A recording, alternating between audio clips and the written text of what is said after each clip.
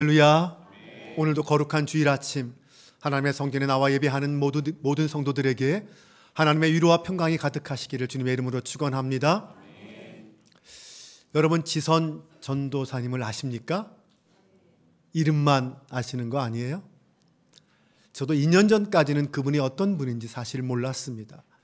그분의 찬양을 듣기는 했지만 누가 찬양했는지도 몰랐고요. 그분의 이름도 몰랐습니다. 그런데 2021년 다니엘 기도회를 통하여 그분의 간증을 들으면서 그분이 어떤 신앙의 사람이고 어떤 삶을 살았는지, 어떤 마음으로 찬양하는지 그것을 듣고 나니까 그분의 찬양이 더욱 은혜로 다가왔습니다. 2021년 다니엘 기도회를 통하여 가장 우리에게 임팩트 있게 다가오고 큰 은혜를 주신 분이 바로 지선 전도사님이십니다. 그렇게 은혜를 받고 시간이 지났는데 한 6개월쯤 지나서 작년 5월쯤 되었을 때 제가 한 성도님의 전화를 받았습니다. 그분이 전화하시더니, 목사님, 제가 기도하면서 하나님의 음성을 들었어요. 하나님이 우리 한빛교회 성도들에게 지선 전도사의 간증과 찬양을 듣게 하면 좋을 것 같아요. 목사님 꼭 좀 초청해 주세요 라는 말씀을 들었어요. 저도 다니엘 기도에서 받은 은혜가 크기 때문에 다니엘 기도를 참석하지 못했던 성도들에게 그분의 그 빛나는 신앙의 삶, 그분의 찬양과 간증을 꼭 듣게 하고 싶다라는 마음이 있었습니다. 그래서 그분과 함께 어떻게 연락할까 알아봐서 드디어 연락이 됐습니다. 그래서 그분을 섭외했어요. 그런데 1년 반을 기다리라는 거예요. 이미 스케줄이 1년 반치가 꽉 차 있다는 거죠. 1년 반 뒤인 11월 12일, 결국 오늘로 날짜를 잡을 수밖에 없었어요. 사실 저는 10월 달에 하고 싶었거든요. 어떻게 합니까? 그날이라도 잡으니까 감사한 마음으로 부탁을 드렸습니다. 그렇게 정말 성도의 기대와 소망과 기도 속에서 준비되었습니다. 그리고 힘들게 준비된 시간입니다. 그런데 그 자리에 여러분이 함께 참여해서 은혜를 받지 못하면 얼마나 아쉽겠습니까? 여러분, 정말 간절한 마음, 또 열린 마음, 소망을 품고 오늘 지선 전도사님 찬양 간증 집회에 꼭 참석해 주시기 바랍니다. 아멘. 저를 한번 따라서 해볼까요? 믿음은 보이지 않는 것들의 증거이다. 네, 오늘 간증을 통해서 그 믿음을 여러분 보게 될 것입니다. 혹시 여러분 중에 스페인 여행 다녀오신 분 계신가요? 저는 아직 가보질 못해서 어떤지는 모르겠지만 스페인에 가면 반드시 빠지지 않고 꼭 가봐야 할 곳이 하나 있다고 합니다. 바로 스페인의 유명한 건축가 안토니 가우디가 설계한 바르셀로나의 사그라다 파밀리아 성당입니다. 혹시 여러분도 들어보셨는지 모르겠어요. 저도 저 성당을 TV의 여행 예능 프로그램 그걸 통해서 처음 들었어요. 그 전에는 저런 성당이 있다는 것조차 알지 못했고 가우디라는 건축가도 듣지도 못했습니다. 그 방송을 보면서 바로 그 자리에서 저도 인터넷을 뒤지면서 가우디가 어떤 사람인지, 저 파밀리아 성당이 어떤 성당인지 자세히 찾아보고 읽어보았습니다. 1882년부터 건축을 시작했으니까 140여 년이 지난 지금도 여전히 건축 중인 성당입니다. 처음 저 성당을 건축 시작할 때 지금까지 지을 거라고 생각했을까요? 아무도 안 했을 거예요.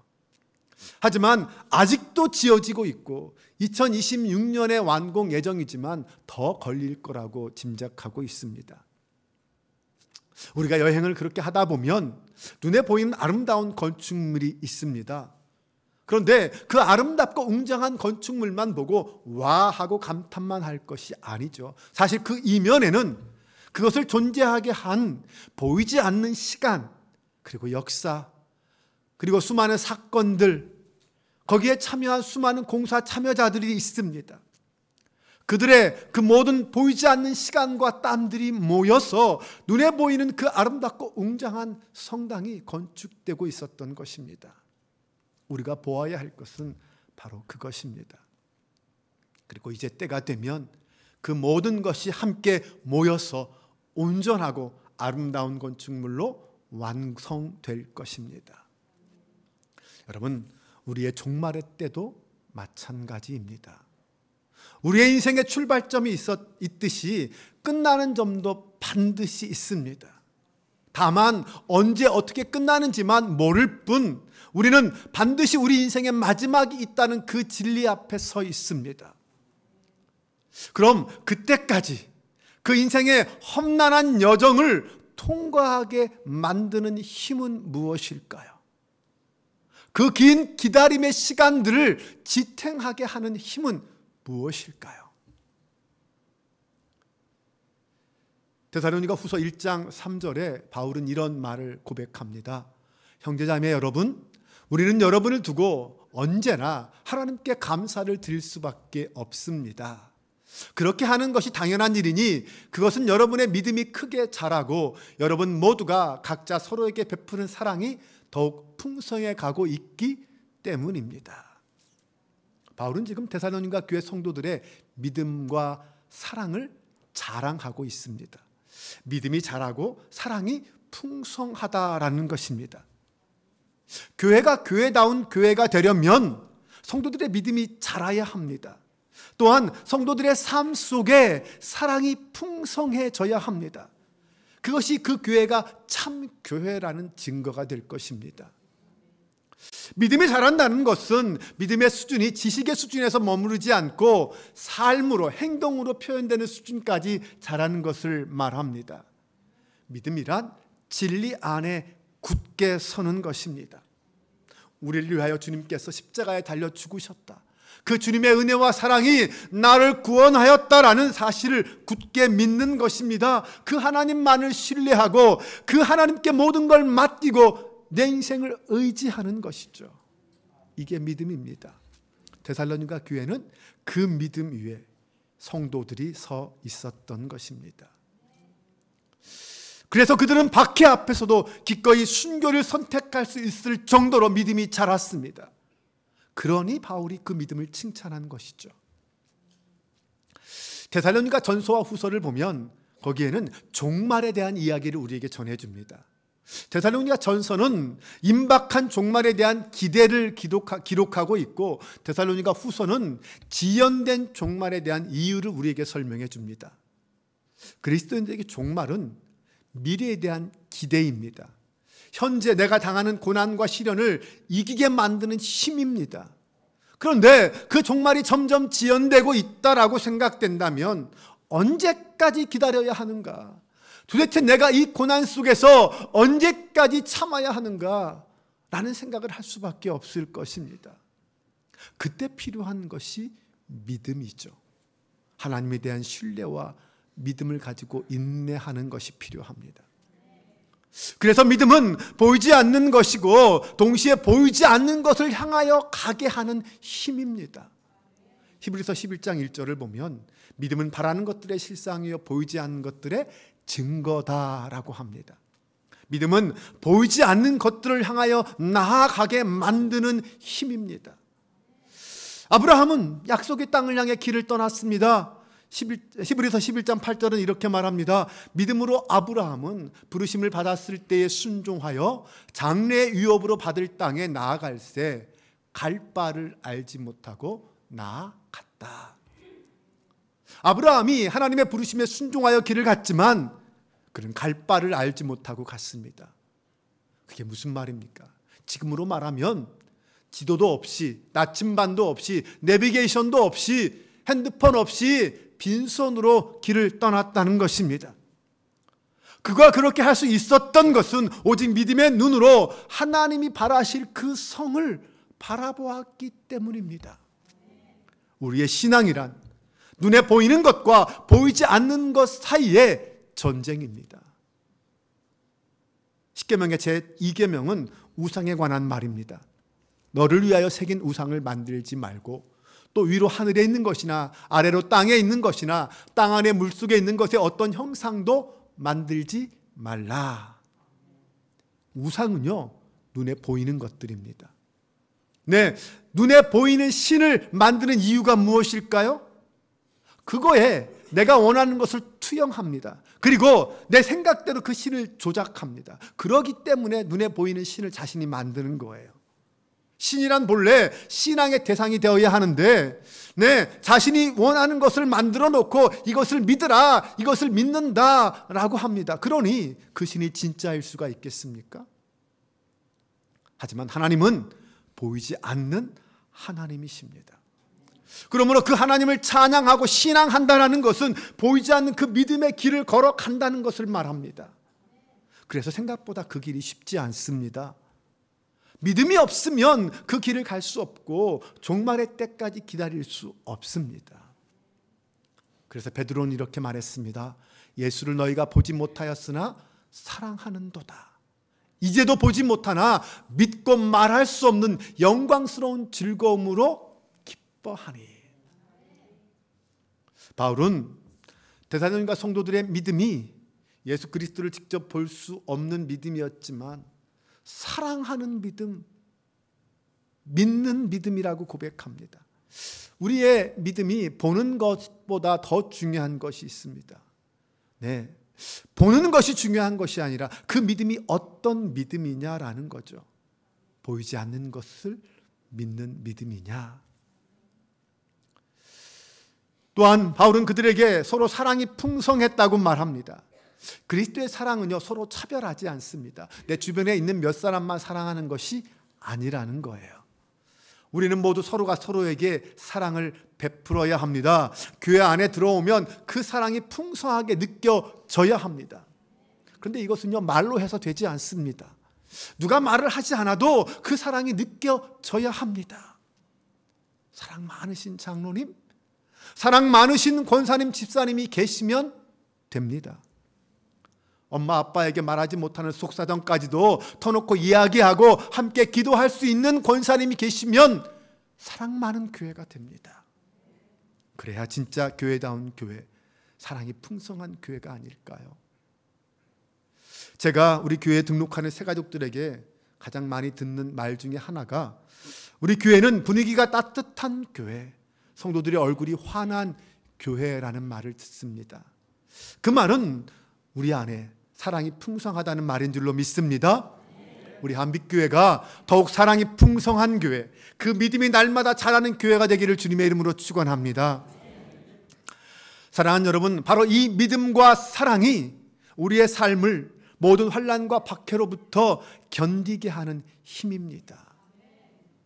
오늘 나의 삶이 견디기 힘들고 아플 수 있습니다. 그런데 그 속에서 나의 믿음과 우리 성도 안의 그 뜨거운 사랑이 그것을 견뎌내게 한다는 것입니다.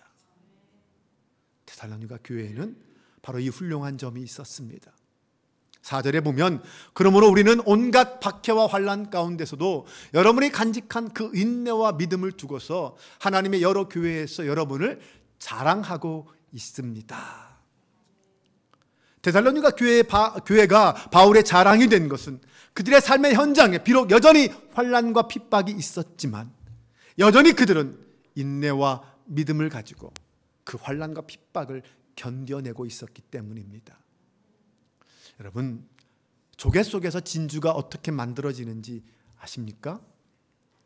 진주는 조개 안에 체내에 생기는 딱딱한 덩어리, 비록 아름답고 우아한 광채가 나는 그런 덩어리지만 조개 속에 있는 것입니다.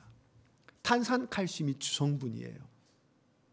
사실 조개에게 있어서 자신의 몸속에 어떤 이물질, 모래알 같은 이물질이 들어오는 것은 그 조개에게는 큰 고통이고 아픔입니다. 그런데 이 모래알이 준 아픔에 대하여 조개가 어떻게 대처하느냐에 따라서 진주를 품은 진주 조개가 될 수도 있고 썩어 죽은 쓰레기가 될 수도 있습니다.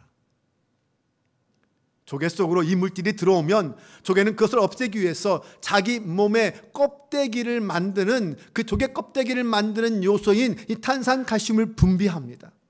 그래서 그것으로 이물질을 계속 덮어버리는 거죠. 그러면 그 이물질은 거칠고 딱딱한 것이 아니라 부드러운 것이 되어서 그 안에 부드러운 조갯살과 함께 더불어 살 수 있게 되는 것이죠. 그렇게 해서 조개 속의 모래알이 진주가 되어 갑니다. 그런데 모든 조개가 다 진주를 만들어내는 것은 아닙니다. 그 이물질이 진주가 되게 하려면 탄생칼슘을 분비할 때 이 라카라고 하는 특수한 물질도 함께 분비되어야 한다고 합니다.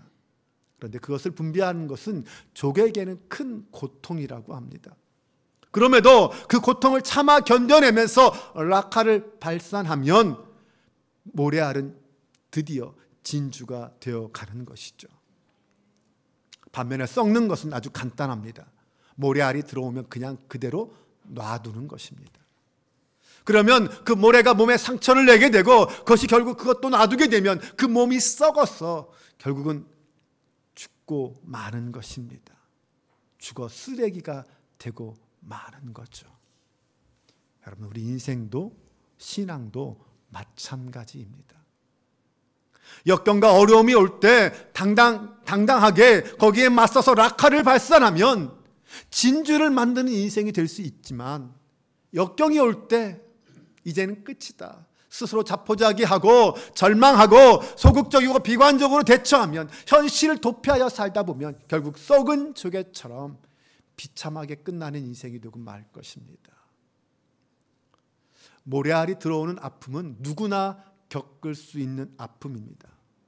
문제는 우리 인생에도 삶에도 모래알을 진주로 만들어가는 그 라카가 있느냐라는 것입니다. 모래라는 그 십자가의 길이 있다면 순종이라는 라카를 발산해서 그것을 진주로 만들어야 합니다. 여러분, 우리 삶에 나를 아프게 하는 모래들이 많습니다. 네, 질병의 모래, 물질의 모래, 상황의 모래, 사람의 모래.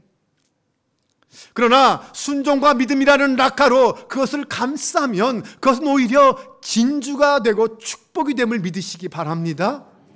고난과 환난의 십자가 길을 끝까지 믿음으로 걸어가는 저와 여러분 되시기를 바랍니다. 사랑하는 여러분, 예수 믿기 때문에 당하는 어려움을 환난이라고 부릅니다. 예수 믿기 때문에 받는 모욕과 멸시와 따돌림을 핍박이라고 부릅니다. 그런데 이 환난과 핍박은 우리가 사는 날 동안 계속 우리 앞에 찾아올 수밖에 없습니다. 하지만 그것은 고통만 주는 것이 아닙니다. 때로는 우리에게 유익도 줍니다. 시편 119편에 보면 고난당한 것이 내게 유익이라, 이로 말미암아 내가 주의 율례를 배웠습니다 라고 고백합니다.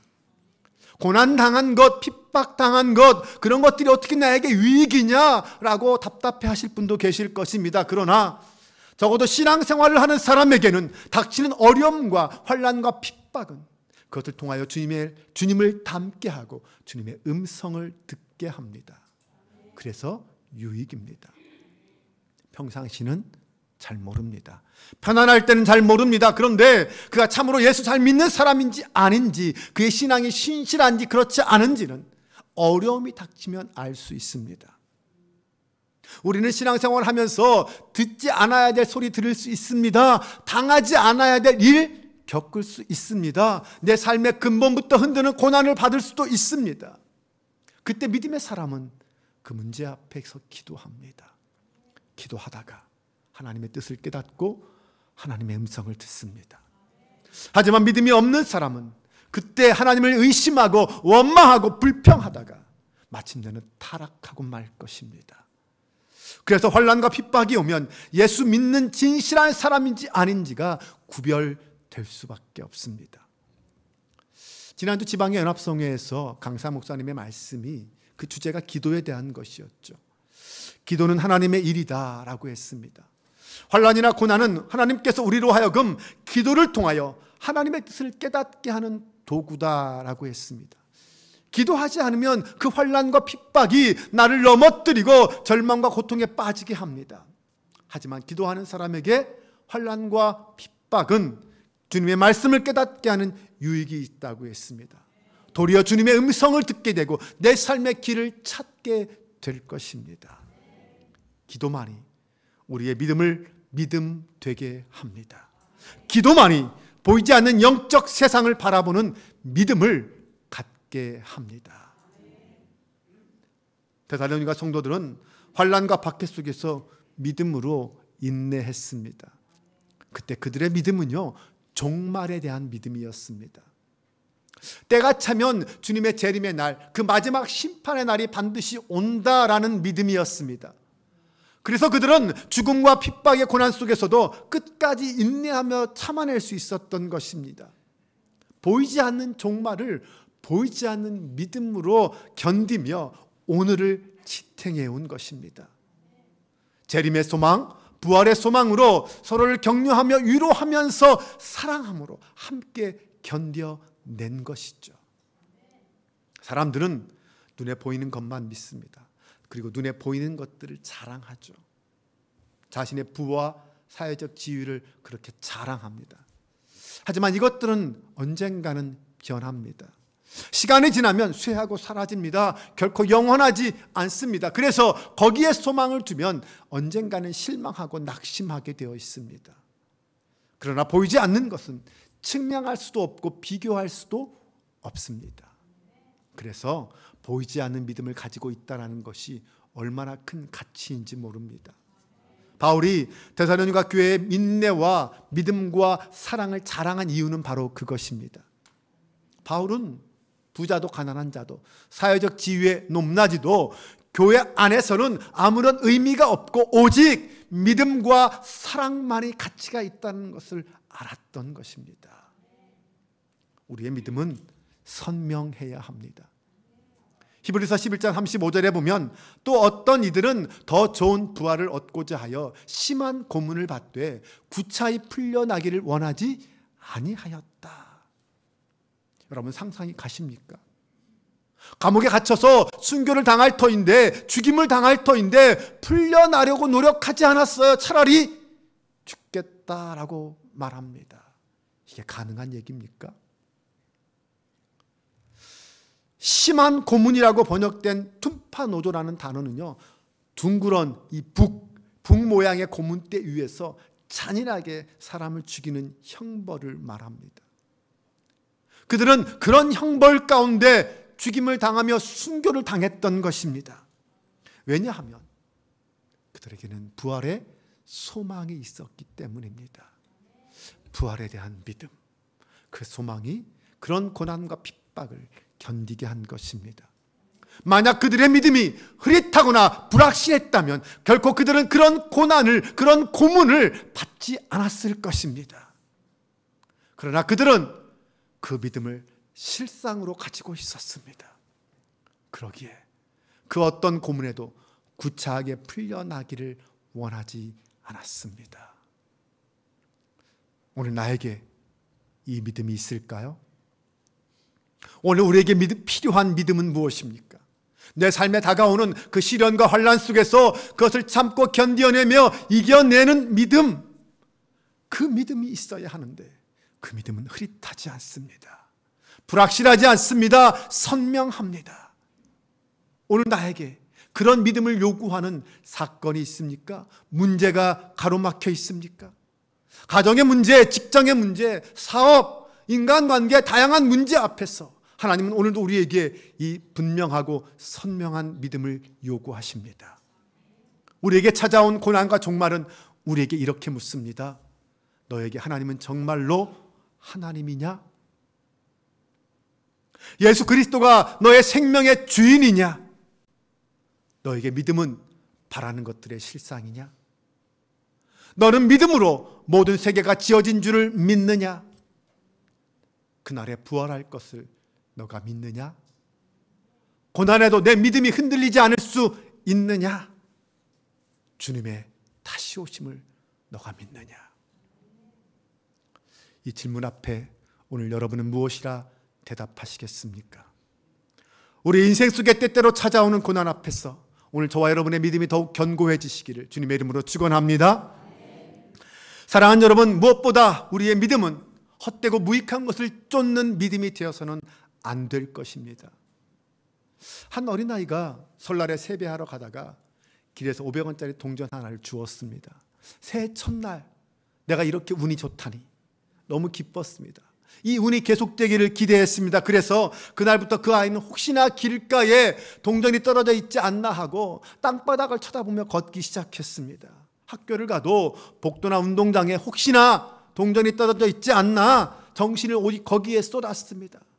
그러다가 그것이 버릇이 되어서 죽는 날까지 땅바닥만 쳐다보고 다녔습니다.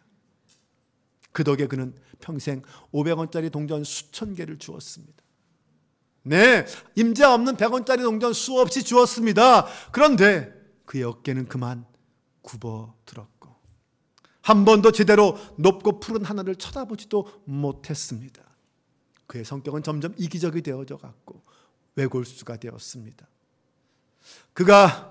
그는 비겐 다음에 하늘을 아름답게 수놓는 그 무지개도 제대로 한번 보지 못했습니다.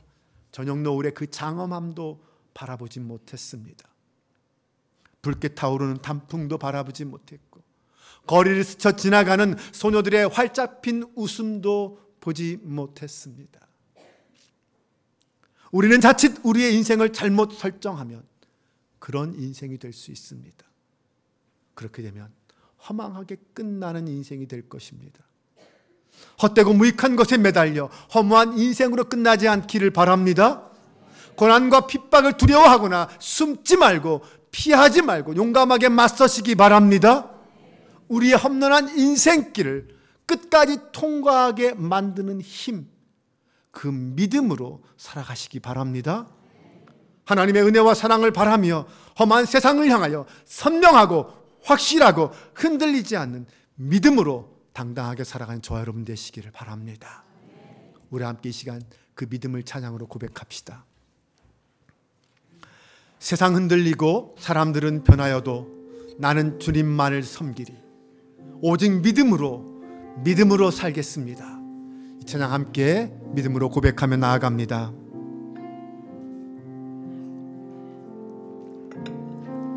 세상 흔들리고 사람들은 변하여도 나는 주를 섬기리. 주님의 사랑은 영원히 변하지 않네.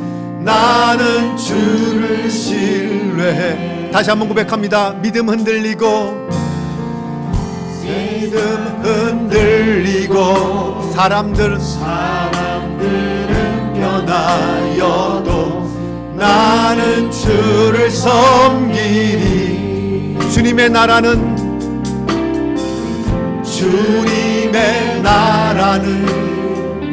영원히 쇠하지 않네. 나는 주를 신뢰해. 아멘. 오직 믿음으로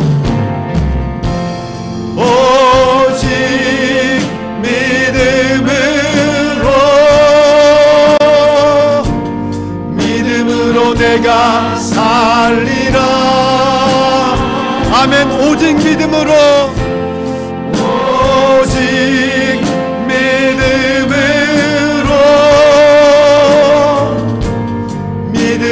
내가 살리라. 믿음 흔들리고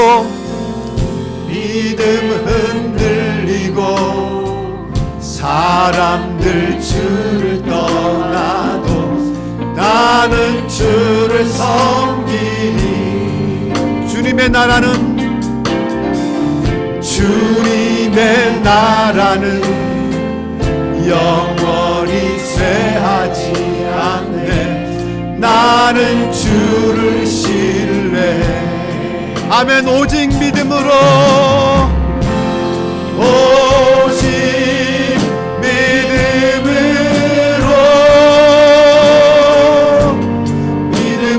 내가 살리라. 오직 믿음으로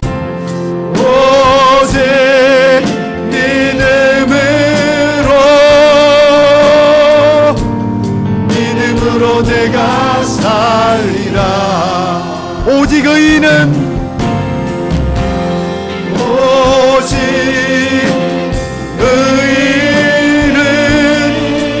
믿음으로 말미암아 살리라. 말미암아 살리라. 아멘. 오직 의인은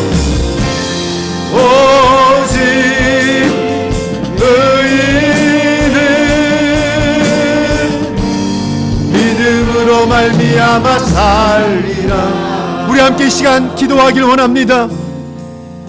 우리의 믿음은 어떤 상황에서도 분명하게 하나님에 대한 신앙을 고백할 수 있도록 선명해야 합니다. 부활과 영생에 대한 분명하고도 흔들리지 않는 믿음 위에서 이 땅을 사랑하길 소망합니다. 지금 당장 내 눈에 보이지 않아도 하나님 나라는 분명히 존재합니다. 주님의 재림과 심판은 반드시 임할 것입니다. 사랑의 주님, 오직 예수 그리스도만이 나의 생명의 주인임을 고백합니다. 다시 오실 주님을 믿습니다. 이 믿음의 고백 위에 간절히 함께 기도하겠습니다. 우리를 사랑하신 아버지 하나님 감사합니다. 하나님의 은혜와 사랑이 우리 안에 가득합니다. 하나님, 내 믿음을 고백합니다. 선명하게 고백합니다. 나는 사랑의 주님을 믿습니다. 부활의 주님을 믿습니다. 다시 오실 주님을 믿습니다. 아버지, 이 땅의 심판을 믿습니다. 이 땅의 하나님의 영광을 믿습니다. 그 모든 것 위에 임하여 주옵소서. 하나님의 뜻을 내가 믿습니다. 나의 구원이 주임을 믿습니다. 하나님, 그 믿음 위에 함께 살아가게 하여 주옵소서. 하나님을 신뢰하며 그 믿음에 살게 하여 주옵소서. 역사를 믿습니다. 능력을 믿습니다. 주님 도와주옵소서. 우리 믿음 위에 늘 동행하시고 함께 주님이시라고 의지합니다. 함께 주님이시라고 의지합니다. 하나님 영광 받아 주옵소서. 믿음의 사람으로, 기도의 사람으로 온전히 살 수 있도록 인도하여 주시옵소서. 이시라고 의지합니다. 아버지 하나님, 믿음은 바라는 것들의 실상이요 보이지 않는 것들의 증거라고 하였습니다. 하나님을 향한 우리의 믿음이 바르고 온전하게 자라기를 소망합니다. 순종과 겸손으로 하나님 나라를 세워가는 거룩한 주의 백성들 되게 하여 주옵소서. 사랑의 하나님, 어떤 박해와 환난 속에서도 당당히 순교의 길을 걸은 데살로니가 교회의 성도들처럼 오늘 우리도 부활과 재림의 주님을 믿고 세상 앞에 당당히 나아가게 하옵소서. 세상은 우리의 몸은 죽일 수 있어도 우리의 영혼은 결코 건드리지 못함을 믿습니다. 오직 하나님께 우리의 영혼을 맡기며 선명한 믿음의 고백 속에서 선포하게 하여 주옵소서. 어떤 고난과 환난을 만나더라도 그것이 도리어 신앙의 유익으로 바뀔 수 있는 믿음의 사람들 되게 하여 주옵소서. 우리 주 예수 그리스도의 이름으로 기도합니다. 아멘. 다 같이